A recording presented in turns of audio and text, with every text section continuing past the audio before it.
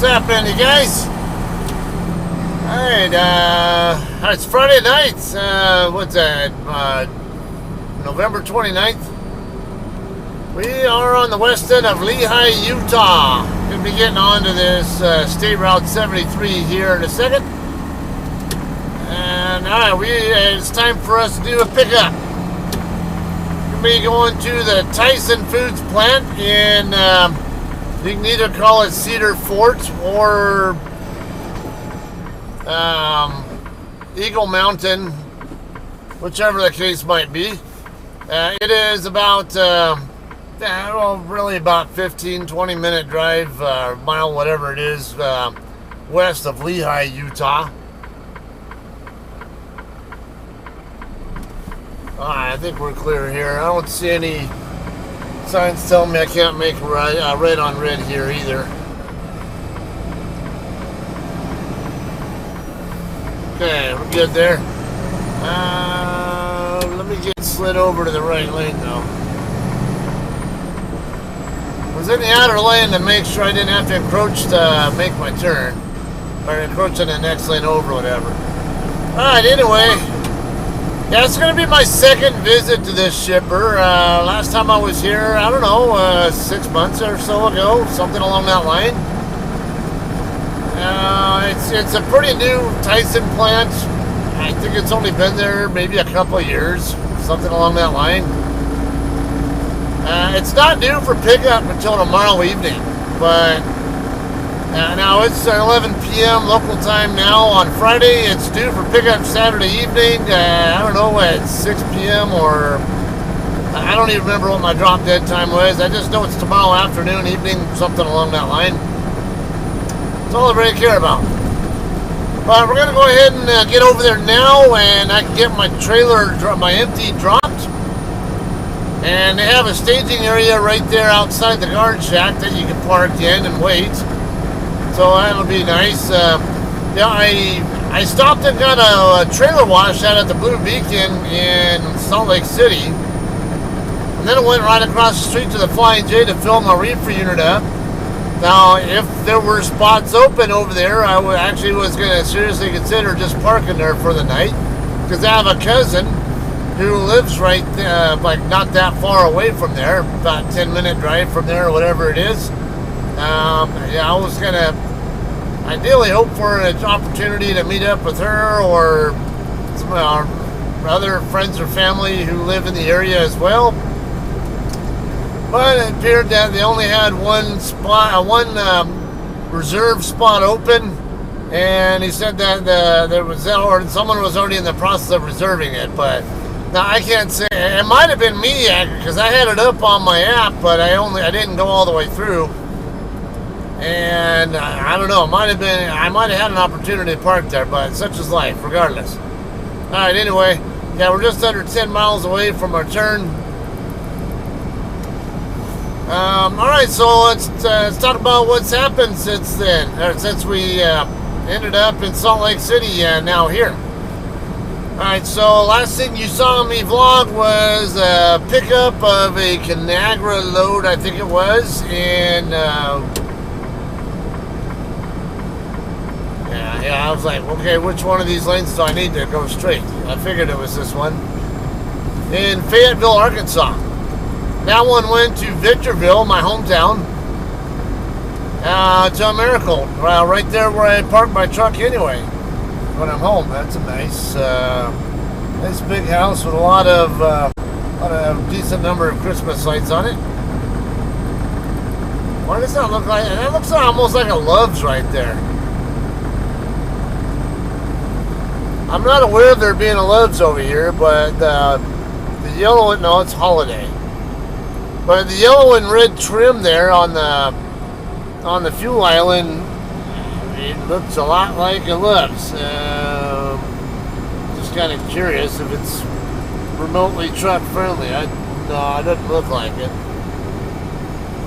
All right, anyway, I just had a look and out of curiosity. Alright, so I got that load after I got my my Snitcher system put on, the LYTX, LYTX is what it's called. I didn't really get much of an opportunity to see if how it worked or whatever on the way from the terminal to the Sepulpa yard to Fayetteville. So, I mean, that's only a couple hour drive, a little back, 2.5 hour drive, if even that. And weird. Okay.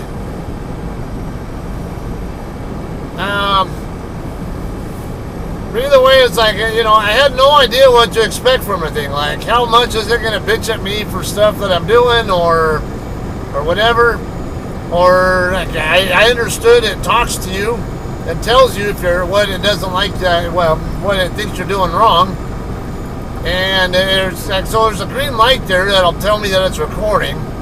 And then there are these, like, I think 3 or so sets of red lights on each side of the green light that'll flash when it's actually saving whatever it's recording and basically setting it to basically when it's snitching on me or whatever.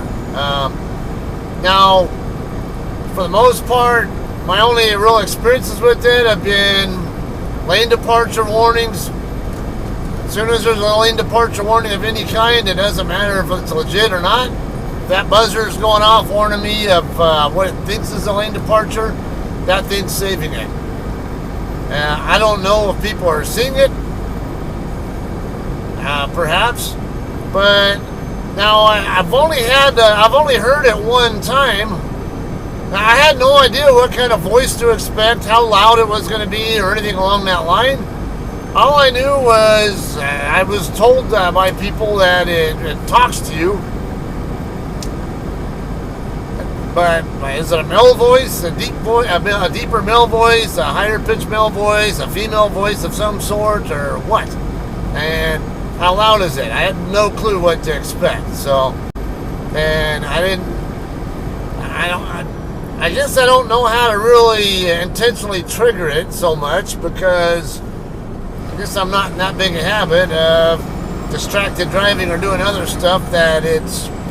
You know, like I think you can drive with your eyes closed for whatever, or like kind of nod your head and stuff like that, and it'll catch on to that. Like it thinks you're driving fatigued or distracted or whatever the case might be, and it'll actually tell you. And then if you don't correct the habit after whatever number of times, 3 or something, I think I heard something about 3 times, then it'll start snitching on you. But now, I've only once heard that thing actually talk to me, and I figured out it was a female voice, but here's the problem. Now I don't know what it told me, because I had my music on, and it wasn't super loud, but it was on the louder side, I guess I would say. And at the time, I remembered it was in the early morning hours. The sun was rising behind me, or about to rise behind me. If I remember, there was some kind of a light in front of me, like a street light or something else. I think I was in Arizona somewhere. It could have been Williams, or I don't know. But I thought I remember there being some kind of light in front of me generally where that was kind of distracting, like affecting my vision. And I think I was looking over here in my right side mirrors like this, and then I'm like, that or whatever.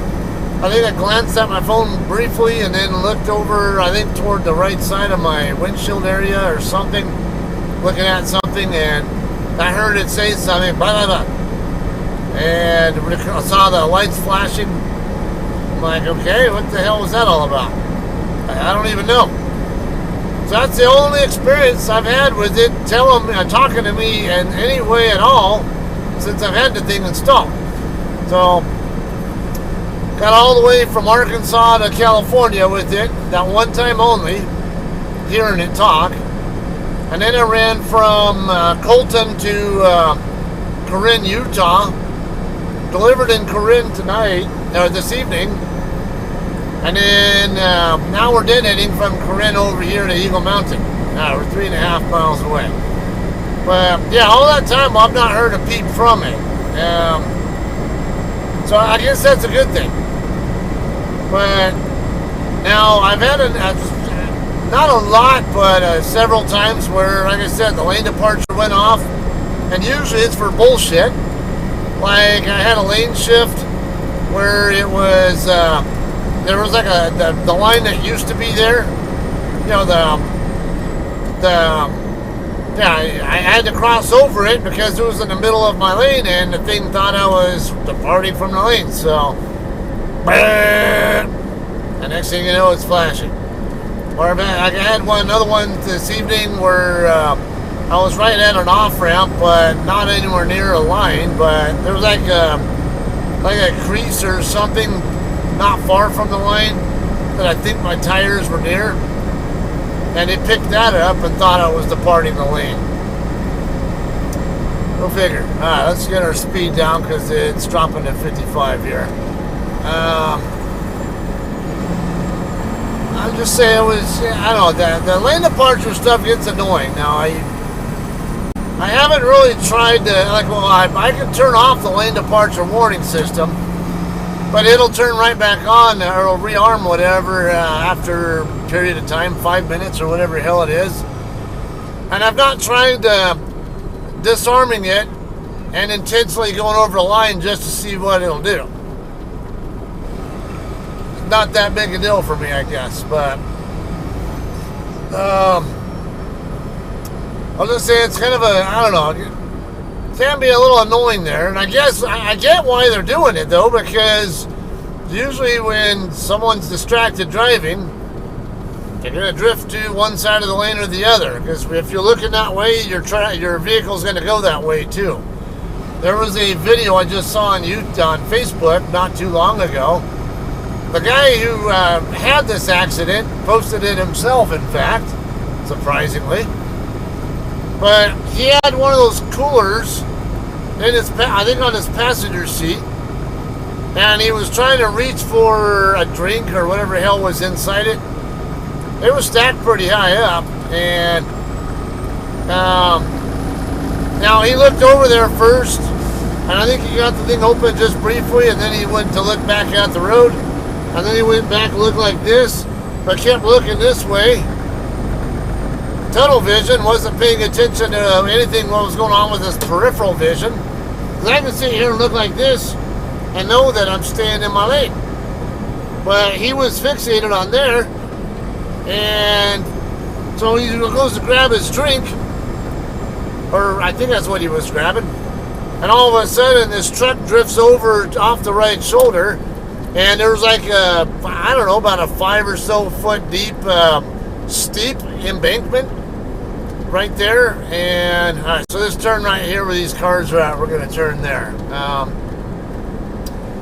Yeah, anyway, he realizes he was going to crash just a little bit too late to correct and stay on the road. Next thing you know, his truck's going off the road and overturning onto its side. Like, you can't use a little bit of common sense here with doing this stuff. This is why I think distracted driving gets demonized. You're always going to have distractions. It doesn't matter if you got to mess with your climate controls, your radio, you're looking at your gauges, looking at your mirrors. It doesn't even have to be your phone. Or it might be looking at your GPS or something on your phone. Like, there are times where, yeah, because I keep my phone up, like you see here, I'm looking at the map, and or I'll have it on the weather radar or stuff.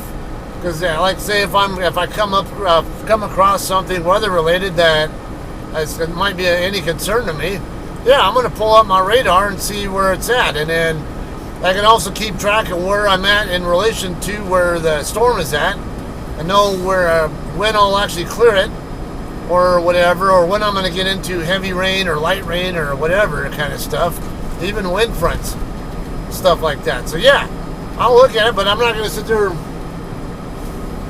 like most people will. Limit the time you're looking at anything to a very short time, and then get back to looking at the road. And even if you're doing that, learn to use both your peripheral and your tunnel vision. tunnel vision here, but I'm still simultaneously looking over here. This guy's parked over here. Interesting. Oh, that's a tanker though, isn't it? Yeah, that's a tanker. Okay. LGT transport. Alright, yeah, there's plenty of room over here in that staging lot. See, it's a pretty nice wide staging area there too.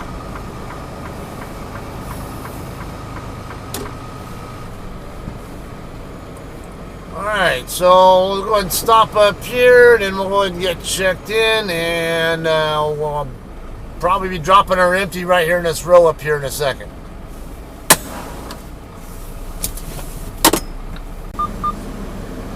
Alright guys, we're checked in, and we're going to go drop our empty right here, somewhere in this row right here. And we'll bobtail back out to the staging area and wait. Yeah, I did get confirmation. My drop dead time is tomorrow at 1800. That's exactly what time I thought it was going to be scheduled for, but or that I thought I was scheduled set for, whatever. But yeah, I just couldn't remember. All right. So anyway, is this? No, there's a trailer back in there. All right. Lots of room here. Easy straight back setup here, no matter where you drop it. Probably going to be dropping it near the end over there. Seems to be what's going to happen there, yeah. Alright.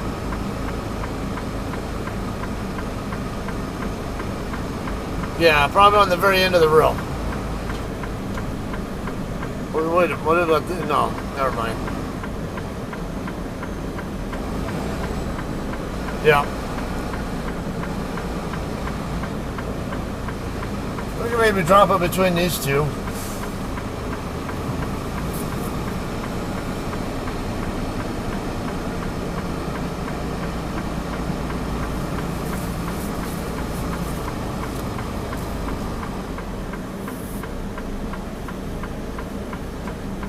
Alright.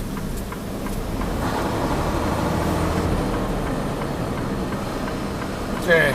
Now they do want tandem slid back like is usual the case at all Tyson facilities.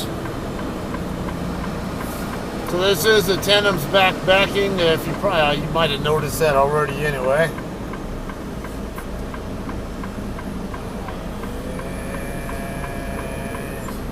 There no.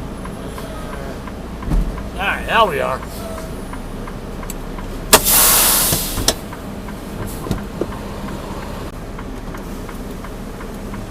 Alright, let's get this disconnected. Can't tell. I didn't hear it unlatch, but I can see on my gauge that it supposedly did. Yeah, we're good. Alright. Okay, so if you guys aren't too familiar with a lot of Tyson facilities, a lot of them actually do have a staging area. Some of them even have like showers and stuff that you can use. This one does have a driver lounge, but I don't think there's a shower in there. I didn't pay that much attention over on the. Okay, so the guard shack, the south end of the guard shack is the driver lounge. There's a TV in there. It actually feels pretty nice and warm in there too when I was just in there. There's a restroom in there you can use. That was pretty much about it though. You see we're kind of off the beaten path here though, so if you're going to be doing your breaks here, better have food on the truck with you, food and drink on the truck to tide you over. And we're not that close to civilization there, so I wouldn't make a bet on there being any DoorDash or that kind of stuff. Alright, let's see if we can get turned into there.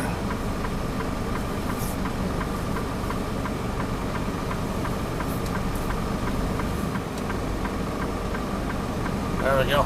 Okay. Now we'll park it over here a couple spots over from Super T.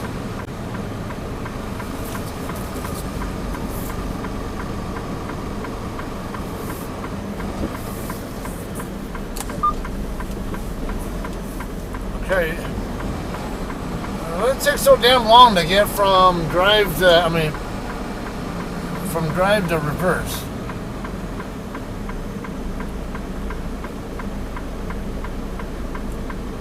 Alright.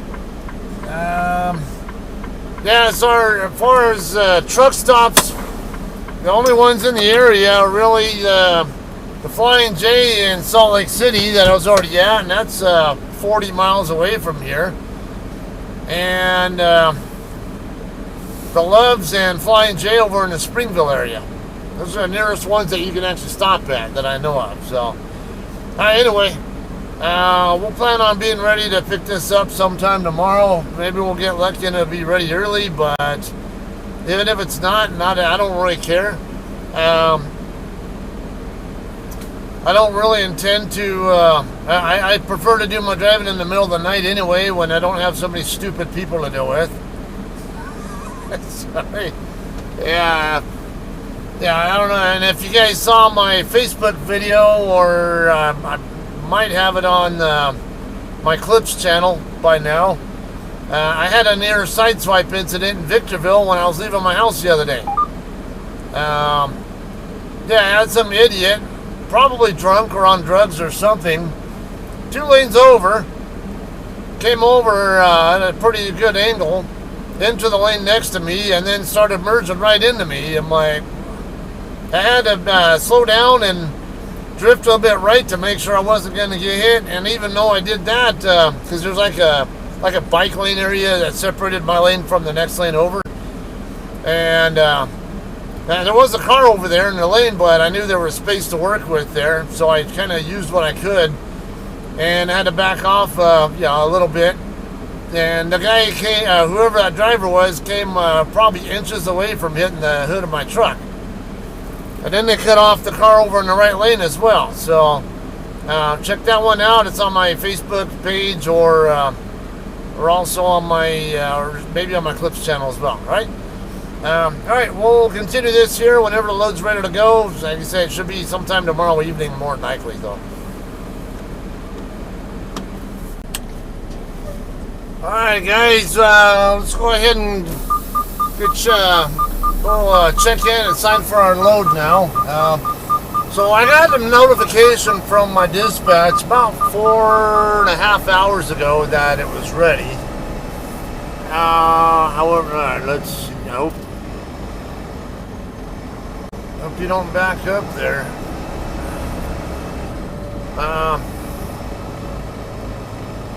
Okay, now let's get through here real quick, and then let me make sure he knows we're coming through, though. The gate's open, but I want to make sure he knows I'm coming in.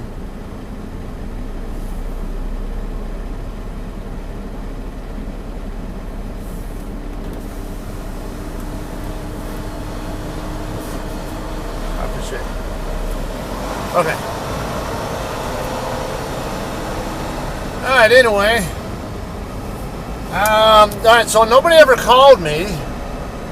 However, this, honestly,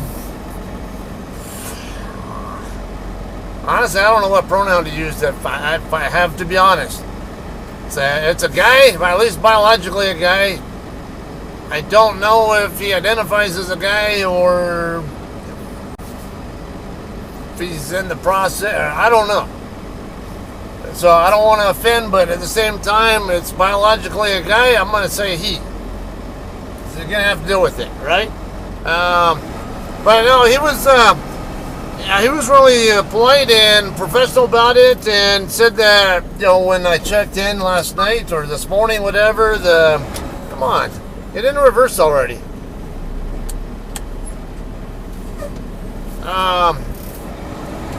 Okay, so the guy who checked me in earlier today did not write down my number, but he had my name and my first and last name down on their thing. So when I went to ask about the load, he's like, "What's your name?" And I go, "Scott." And he goes, "What's your last name?" And I go, "Zane."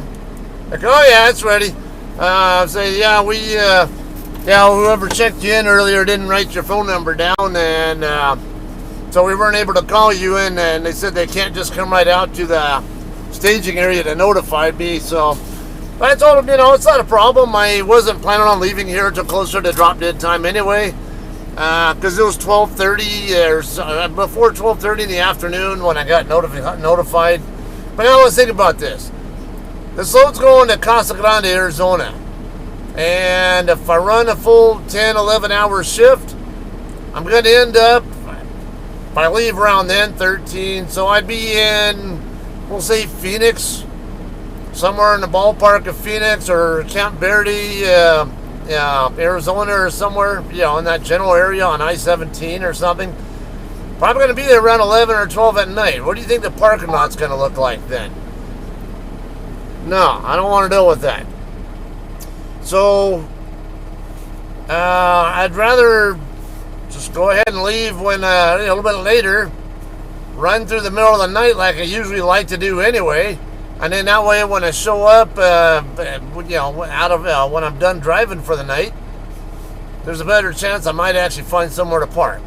And yeah, and plus I'll be driving at hours that I'm more in tune with what I like to do. But anyway, let me go get checked in here. The office is over here by door 46. It's just a real simple sign on the tablet electronically thing, and then they'll actually print the bills over there at the guard shack, and we'll get them there on the way out. But I'm going to get checked in. Alright guys, we're good to go here. Yeah, it's real simple. Just give them your uniform, whatever number. And then just like a minute later you sign and that's it. Come right back out. They'll give you this slip telling you what trailer number you're looking for, what temp to send it at, what seal number to expect on it, and then when we check back out on the way out here, we'll actually get the bills from the guard. Oh, my foot is killing me again. Well, maybe not as bad as it was when I was on my way up here into Utah, but it's definitely not as good as it was yesterday. I'll tell you that. It's not comfortable to walk on by any stretch. Alright, 20589 is my trailer. That's this one right here. The other thing is they don't, even though there's plenty of room here, they don't want us sliding tandems until we're already past the guard shack. So plan on hooking up to it and then just do your thing and then wait till then to slide.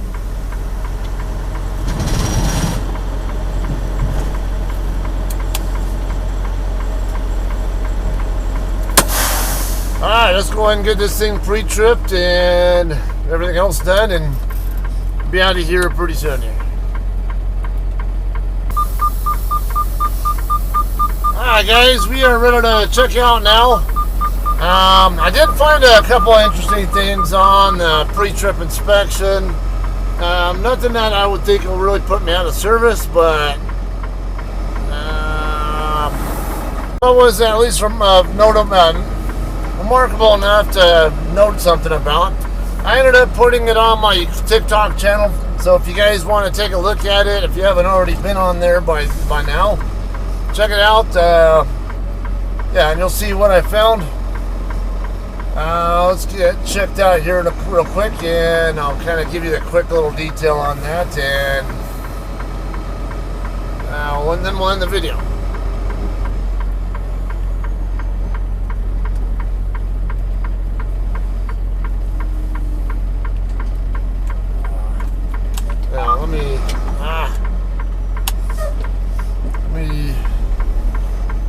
Let me see if I can slide forward here so I'm out of the, not only blocking the driveway here, so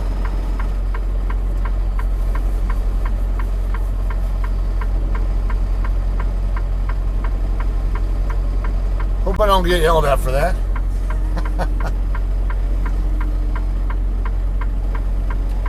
Alright, that should be it.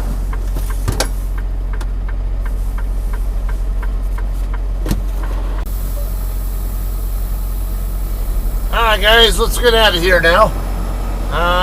It is 17:40 local time, so about 20 minutes before my drop dead. which is, like I said, it's fine by me. So all in all, good experience here. The guy there I was just dealing with at the guard shack, very friendly and professional, and I really appreciated him letting me know what about why they didn't call me earlier, because there's so many times where people just overlook it or blow it off or whatever, and I'm really glad that he saw to it to actually tell me that he wanted to call me, but there was an issue. I guess he was even saying that he was like kind of wondering, driver's got to be coming over here sooner or later, I would imagine. Anyway, yeah, so it's a light load, by the way. This trailer has that Wayrite system or whatever you call it, and I noticed even after I slid my tandems, I was only getting like 22.5K on the tandems on the gauge back there. And then I look over at this one, it's also around 22 or so. I'm like, so that should only put me around about 55 or so gross. So yeah, it should be right around 21,000 pound load, because I weigh 34 empty, or just about 34, usually sometimes even a little bit lower than 34. And sure enough, yeah, that's exactly what it was, the 21,000 pound load. Alright, I did mention it's going to Casa Grande, Arizona. I'll be working my way back across the same way we came from, sort of. Basically get over onto I-15 over on the south half of Lehigh, and figure out where I want to stop. I don't have to scale it because it's light enough, and I'll eventually take I can't remember that highway, 20 or something like that, in between Beaver and Parowan. I want to say it's like exit 90 something. I know it's 90 something. That's about 20 miles north of Parowan and maybe about 15 miles south of Beaver. Right there is where I'll pick up the highway that'll get me across to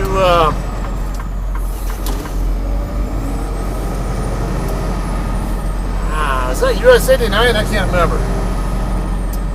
Basically take US 89 down toward Flagstaff, and then get on I-17 from there down to Phoenix, and then take I-10 from Phoenix down to Casa Grande. Alright, so that's what's up. I'm going to go ahead and call this one a night otherwise. Alright, y'all have a good night, and thanks for watching. We'll see you guys later.